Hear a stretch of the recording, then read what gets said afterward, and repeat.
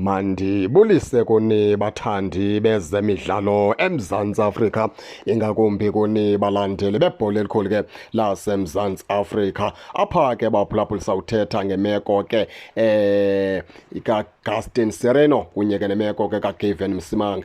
Gustin Sereno umfana omdala ngomnye wabadlali zothi kango ke Kaizer Chiefs ke engakabi nazo ingcinga zokuba nemnikeze contract. Nawukhumbula into yokubana ke contract yakhe uGustin Sereno yaphelelwa phaa ngoJuni ka-2026, naye ukwinyanga ezintandathu zokugqiba okanye zokugcina kwi-contract yakhe neqela ke leKaizer Chiefs. Uzothi ga ngoku iKaizer Chiefs ke mhlalise phantsi uGustin Sereno phaa ithethe nayo okanye ke ayikezi ngaphambili itsho into yokubana ke cinga ntoni na ngoGustin Sereno njengemi-contract yakhe ifikelela ekugqibeleni. Nawukhumbula into yokubana ke uGustin Sereno ngomnye wabadlali ke abayindumasi apha eMzantsi Afrika, ingakumbi sabaleka phaa kwiqela leSundowns. Wayengumdlali ke oyindumasi kakhulu nalapha kwiqela leKaizer Chiefs. Experience yakhe negalelo lakhe liyabonakala phaa uGustin Sereno. Nditsho nje noba ke i-performance yakhe ithande ukwehla ngamanye amaxesha, kodwa i-experience yakhe negama lakhe negalelo lakhe phaa kweKaizer Chiefs ke liyabonakala. Into ethetha ukuthi iKaizer Chiefs ke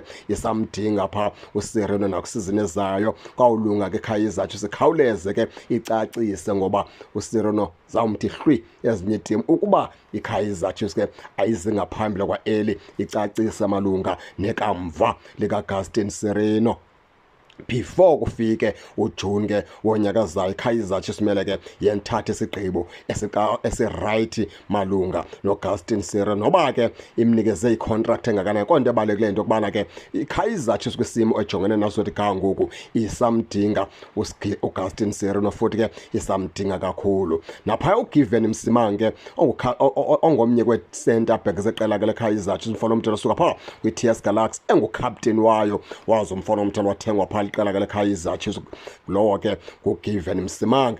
Naye kunendaba ezithi ke contract yakhe ifikelele esiphelweni umfana omdala, futhi ke naye ukwinyanga ezintandathu zokugqibela kwi-contract yakhe. Naye ke kungenzeka into yokubana ke ahambe ojoyina itim afuna ukuyijoyina phaa kwinyaka ozayo uqala phaa ngoJuni, ngoba ke wabe sekwazi iyawube enemvume ukubana ke xa iKaizer Chiefs ke ingacacisi malunga ne-contract yakhe, mfana omdala angakwazi ukuphuma ke azikhangelele amadlelo ahlaza.